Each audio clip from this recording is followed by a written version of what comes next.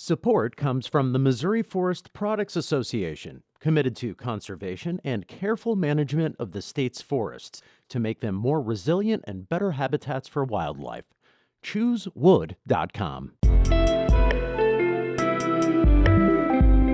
From the St. Louis Public Radio Newsroom, this is The Gateway. It's Friday, September 27th. I'm Wayne Pratt. Ahead, a failed deal in Denver is casting a shadow over the potential privatization of St. Louis Lambert International Airport. Denver International Airport last month halted a nearly $2 billion construction and privatization deal. That leaves residents dealing with plenty of construction at their airport. 2 or 3 years with this is a little much, but what do you do? St. Louis Public Radio's Corinne Ruff traveled to Denver to learn more about the partial privatization experience at that airport. First, the news. Missouri is set to carry out its first execution in 3 years next week. Russell Bucklew is scheduled to die this coming Tuesday.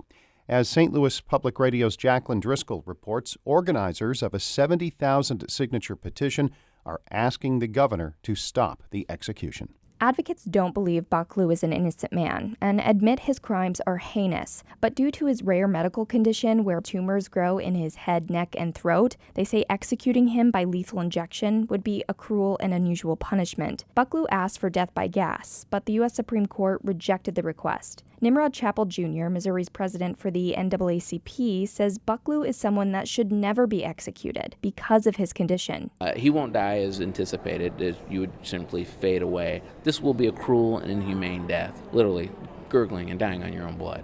Medical professionals say Bucklew's tumors could burst, causing him to choke on his own blood. The governor's office says they will thoroughly review the case before any decision for clemency is made. In Jefferson City, I'm Jacqueline Driscoll, St. Louis Public Radio. Missouri Governor Mike Parson says he is close to making his appointment to a 19-member body examining governance in St. Louis and St. Louis County.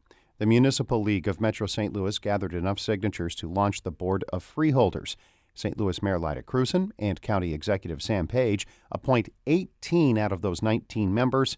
Parson makes the final selection. The GOP chief executive expects action soon to fill out the board that could present a city-county merger plan to voters. We're going through that process. We know we're on the clock a little bit to get that done, so we'll be making sure that appointment gets made in a timely manner and that we try to get the right person in place. Krewson has nominated her 9 appointees. Page is expected to make his selections soon. Washington University students are using new classrooms and workspaces now that a $280 million new construction project is nearly complete. Here's St. Louis Public Radio's Jeremy Goodwin. The construction is an overhaul of the university's east side adjacent to Forest Park. That part of campus had been dominated by a 1,000-space parking lot.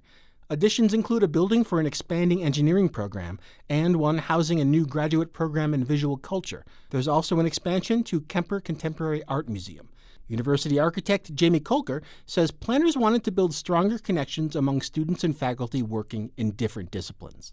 Before this project, things were much more isolated and siloed and sort of there's the museum and there are the sculptures and there's the engineering building and there's the art building. So this is all about making these connections, visual and programmatic. A second engineering building is set to open next year. I'm Jeremy Goodwin, St. Louis Public Radio.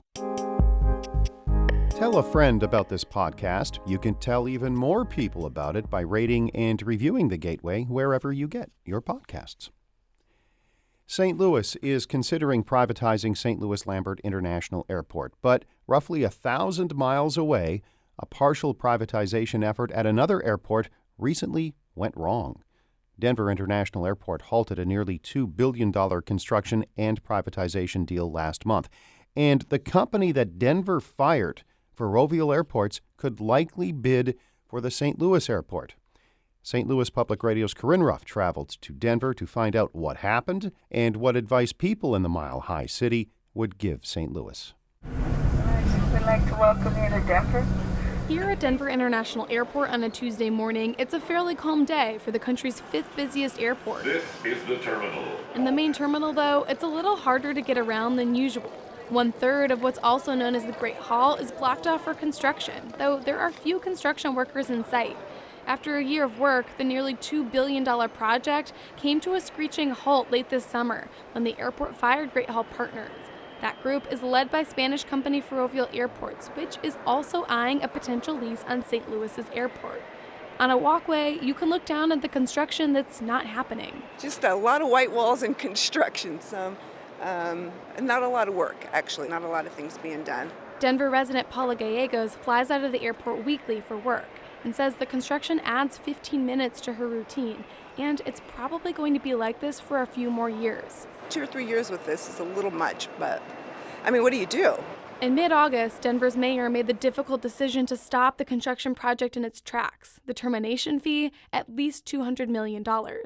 During a press conference at the time, the airport CEO Kim Day said the project had gotten out of hand. Just a year in, the contractor projected it needed an extra 3 years and $300 million to finish the job. We are very far apart in terms of cost and schedule and our values, prioritizing safety, the passengers' experiences, and our airline operations. In a statement, Ferrorvial blamed the discovery of weak concrete as the core problem in Denver, but promised a smooth withdrawal from the project. Both the company and the airport declined interview requests for the story because the two are in termination negotiations. No one can really speak directly about Ferrorvial, but lots of people are reflecting on what went wrong, and that's certainly true at City Hall. Inside the traditional-looking building in Denver's modern downtown, its echoey halls bustle with conversation. This is where city council members gave final approval to the deal. Up on the 4th floor in City Councilwoman Debbie Ortega's office, she says in retrospect, they should have demanded more transparency and time to get the process right.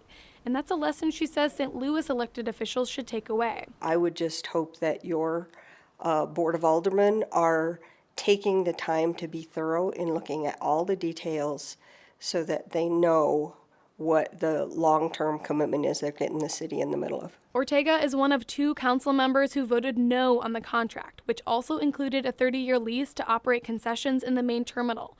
She says she was frustrated she only had a week to review it, and she wasn't allowed to seek advice from outside counsel. Some of us actually got hard copies of the contract and started plowing through it, which were 2 file boxes of documents.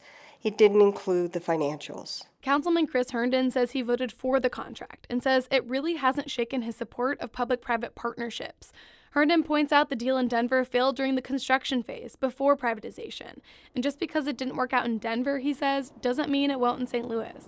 You have to ask yourself, is it a good fit? And that's why it's important for them to do their due diligence. I wouldn't say you shouldn't do it because of what happened in Denver. They're 2 separate incidents. He says it will be up to St. Louis officials to weigh this experience in Denver, along with Ferrovial's work with other airports like London Heathrow and Madrid. Back at the airport, most passengers hurrying to their flights aren't spending a lot of time thinking about who's to blame for the inconvenience. I think people can understand when you're under construction that there's going to be a little dust and things aren't going to be so pretty. That's Denver resident Tish Mays, who's waiting for a meeting. She also happens to be a consultant who advises airports across the country. She says, while most passengers are understanding, airports give a first impression about a city. That's why she's skeptical that privatization leaves cities with enough control. And I would tell that to any city council member that was thinking about doing so. Keep it in your own hands, keep it your own baby, because then you'll nurture it the way it needs to be. From here on out, that's what Denver airport officials plan to do, starting with overseeing the rest of the construction project themselves. While they didn't agree to an interview, they did offer some advice for St. Louis. Make sure there's a termination clause.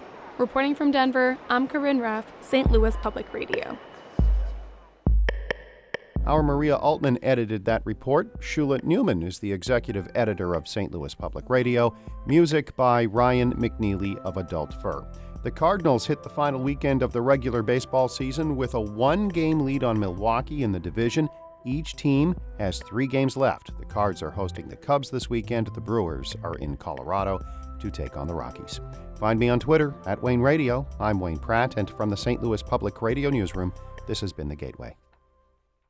Support comes from the Missouri Forest Products Association, providing more than 41,000 jobs in the production of wood pallets, railroad ties, white oak barrels, hardwood floors, and more. Details at choosewood.com.